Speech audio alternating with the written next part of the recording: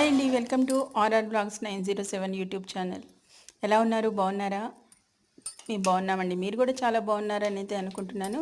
మనస్ఫూర్తిగా కోరుకుంటూ ఈరోజు మీతో ఒక మంచి రెసిపీ అయితే షేర్ చేసుకోవాలనుకుంటున్నాను. చూస్తున్నారు కదా, ఈరోజు అయితే టమాటా కొత్తిమీర రసం అనమాట. రసం అని లేదా చారు అని కూడా అంటారు, ఏరియాని బట్టి పేరైతే మారుతుంది. కానీ ఇది టమాటా కొత్తిమీర రసం అనమాట.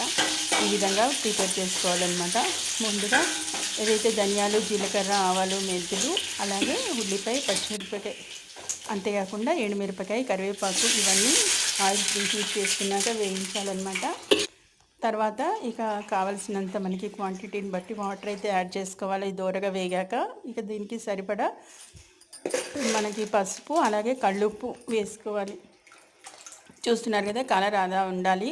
ఇక దీనికి సంబంధించి మనకి సరిపడినంత పులుపుని తగ్గట్టు, కొందరు పులుపు తక్కువగా తింటారు, కొందరు సమానంగా తింటారు కదా. నేనైతే నిమ్మకాయ అంత వేసాను, చింతపండు కడిగి.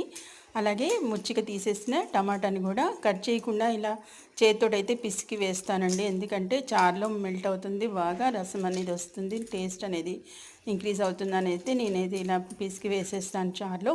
అలాగే కొంచెం కొత్తిమీర అట్టు పెట్టుకుని కొంచెం కొత్తిమీర దీనిలో వేసాను. అలాగే మిరియాల పొడి 1 స్పూన్ వేసాను. అంతేకాకుండా దంచిపెట్టుకున్న బెల్లం పొడి కూడా వేసాను. అంటే పులుపుకి సమానంగా చక్కగా పులుపు విరుస్తుంది, టేస్ట్ వస్తుందన్నమాట ఇలా బెల్లం వేయడం వల్ల మనకి. అంతేకాకుండా లాస్ట్గా ఇంకో కూడా యాడ్ చేస్తున్నాను. ఇది మరిగితే బాగా టేస్ట్ అనేది వస్తుందన్నమాట.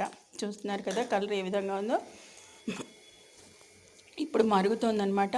మరిగితే ఇల్లంతా మంచి కమ్మని వాసన వస్తుందండి. ఎవరైతే ఇప్పుడు వింటర్ సీజన్లో ఇక అందరికీ జలుబులు, దగ్గులు కదా, ఇలా మనకి మిరియాలు వేసుకొని చేసుకుంటే ఈ రసం అనేది, టమాటా కొత్తిమీర రసం ఎంతో నోటికి రుచిగా, కమ్మగా, చక్కగా బాగుంటుందన్నమాట. వీడియో నచ్చితే లైక్ చేసి సబ్స్క్రైబ్